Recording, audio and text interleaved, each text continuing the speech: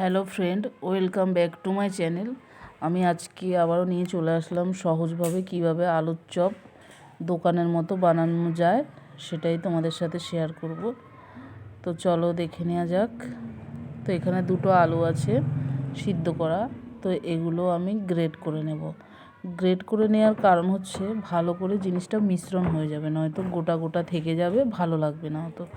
আর এখানে আদা, রসুন আর লঙ্কা কয়েক কোয়া নিয়ে নিয়েছি। আর এদিকে আমি বেসনটা মাখিয়ে নেব ভালো করে। তো নুন হলুদ দিয়ে বেসনটা ভালো করে সফট করে মেখে রাখবো। মেখে রাখলে কি হবে, জিনিসটা আমি সব কিছু রেডি করতে করতে এই জিনিসটা অনেকটা মিশ্রণ হয়ে যাবে, সফট হয়ে যাবে। মানে তেলে দেওয়ার সাথে সাথে জিনিসটা কী হবে, ফুলে উঠবে। তো খেতেও দারুণ ভালো লাগবে। আর আমি ভালো করে হাত দিয়ে ভালো করে, খুব পাতলাও না খুব গাঢ়ও না, বারবার করে জল দিয়ে ভালো করে মিশিয়ে নেব। দেখো পুরো মিশিয়ে নিয়েছি। তো এদিকে কড়াই বসিয়ে দিয়েছি তেল দিয়ে। এবার কড়াইতে দুটো শুকনো লঙ্কা ফাটিয়ে দিয়ে দেব ছোট ছোট করে। এবার পেঁয়াজটা দিয়ে দিলাম, দিয়ে এবার এই দেখো আদা, রসুন, লঙ্কা হালকা জল দেবো না, এমনি মিক্সচারে একটা ঘুরন্তি দিয়ে নেব। পুরো মিক্সড করব না, একটু বেশ খেতে গেলে দাঁতের তলায় লাগবে আদাটা, তবেই তো ভালো লাগবে। তো এবার নুন হলুদ দিয়ে ভালো করে এটাকে মিশিয়ে নেব। এবার আলুটা দিয়ে দেব, দিয়ে ভালো করে সুন্দর করে মিশিয়ে নেব।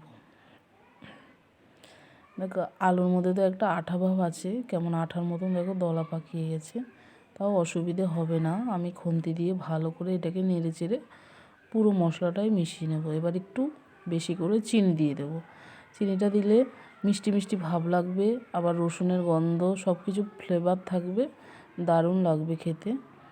আর আমরা তো সবাই জানি যে চিনি দিলে তরকারির টেস্টটা অনেকটা বেড়ে যায়, আর চিনি না দিলে তরকারির টেস্ট অত ভালো হয় না। হয়, চিনিটা দিলে একটু বেশি ভালো হয়। তো এবার হয়ে গেছে, নামিয়ে নেব।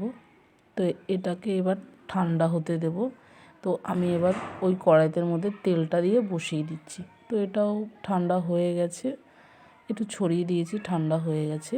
তো আমি এক এক করে হাতের মধ্যে প্লাস্টিক ঢুকিয়ে দেখো আবার চেপে চেপে, একটা প্লাস্টিক দিয়েই চেপে চেপে সবগুলোকে এইভাবে করে নিয়েছি। বেশি হয়নি, 10-12টা হয়েছে। এবার বেসনটাও দেখো কতটা মিশ্রণ হয়েছে।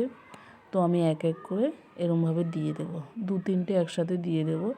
আর আমি গ্যাসটা ধরিয়ে এতটাই জোরে ছিল, আমার তেলটা পুরো গরম হয়ে দেখো কড়াইটার চারিদিকে কালো হয়ে গেছে। তো আমি ওটা আলু ঠান্ডা হতে হতে আমি এদিকে ভুলে গেছি। তো এর জন্য তেলটাও খুব গরম হয়ে গেছে, আর কড়াইটাও দেখো কালো হয়ে গেছে। তো এবার দেখো 3টে একসাথে দিলাম, তো কি সুন্দর ফুলে গেছে। আর দেখো এইভাবেই আমি সবগুলো এক এক করে ভেজে নিয়েছি। তো সব ভাজা হয়ে গেছে, নামিয়ে নিয়েছি। দেখো কত সুন্দর হয়েছে দেখতে। তো আমার সঙ্গে থাকার জন্য সবাইকে অনেক ধন্যবাদ।